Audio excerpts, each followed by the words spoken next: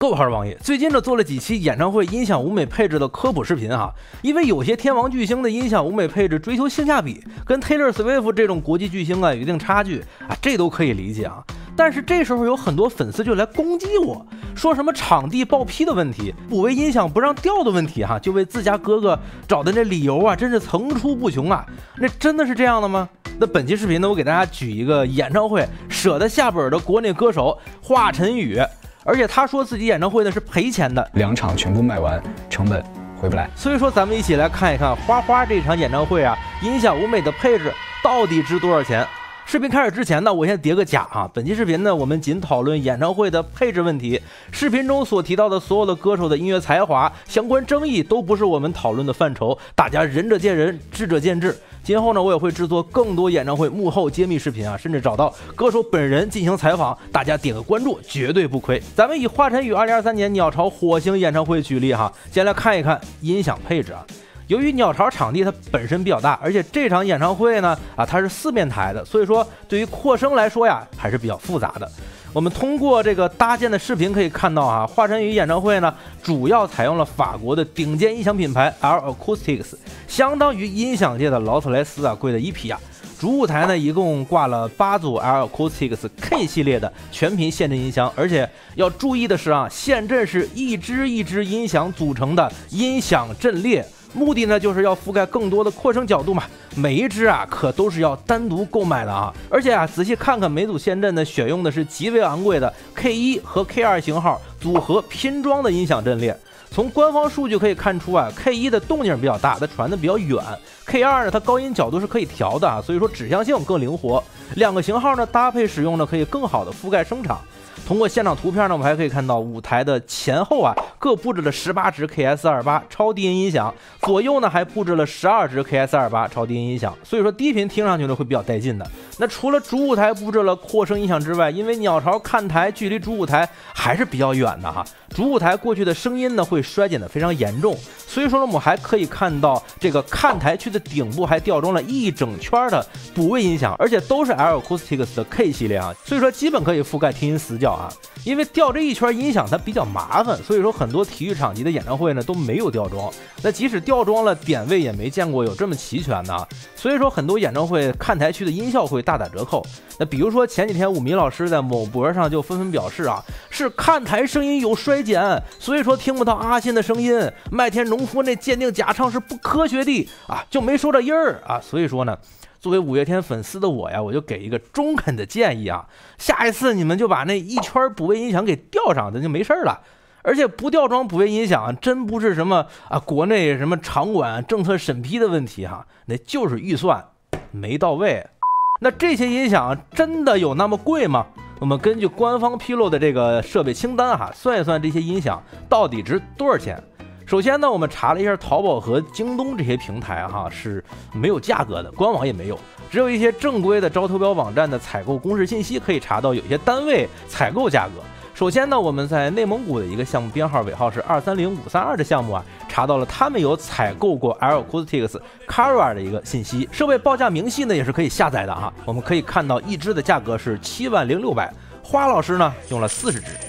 然后宁波的一家单位哈采购过 KS28 的低音，一支的价格呢是55728，花老师呢用了60支。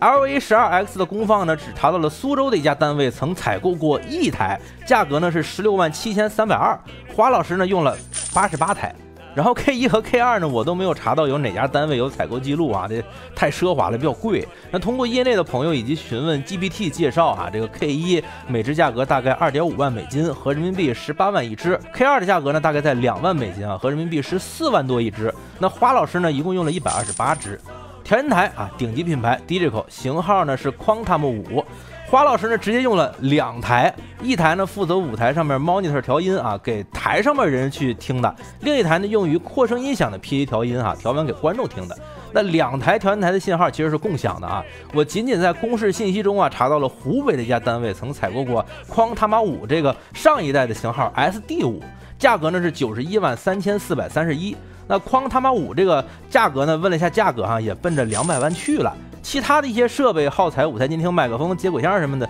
这没法统计了。所以说，花老师是真的花呀。意味着是2场全部卖完，成本回不来。但这个我可以说吗？透露了很多内部信息。那如果不是花老师自己买音响，那是租赁的话啊，我也问了一下租赁公司的朋友，光音响租赁大概是40到60万一天。而且呢，在鸟巢开演唱会啊，不仅仅是开唱的那几天你需要租这个音响，那搭建最快也得小1周时间吧。那除了音控的配置以外，这场演唱会的灯光配置也拉得挺满的。根据可以查询到的资料显示啊，华晨宇用的是 ACME 品牌的，几乎 ACME 呢已经占据了超大型演唱会灯光系统的多半边天了啊。项目案例还挺多的，比如说奥运会、亚运会、春晚啥的。那灯光租赁的价格呢，只会多不会少。我们看 ACME 官网啊，华晨宇演唱会总共使用了 ACME 的灯具啊，超过2200台。这怎么会这么多呢？那除了主舞台那些灯以外这场演唱会还绕着2层和3层的看台啊，分别围绕着全场装了2大圈摇头灯。这2大圈灯呢，我之前只在五月天2012年那场诺亚方舟鸟巢演唱会上看到过，但之后五月天在鸟巢开的这演唱会，包括去年那场诺亚方舟的复刻版，怎么少了圈灯呢？我再找补一句我真的是五月天粉丝，他们的作品呢，我真的是挺喜欢的。OK， 除了我们刚才算的几笔账之外鸟巢一天的租金费用呢也高达300万。还有呢，像是舞台搭建、LED、安保、票务、演职人员、舞美设计、机关呢，都是需要花钱的这我就没法统计了，可能用的天数多呢，也确实有折扣这没法细算。而且这舞美设计团队呢，我查到的是风尚文化去承包的，确实是奥运同款的舞美团队。但有些粉丝说这是奥运张艺谋的团队，这有点出入了你不能是听到奥运会那就是张艺谋吧？那两回事儿，一镜到底。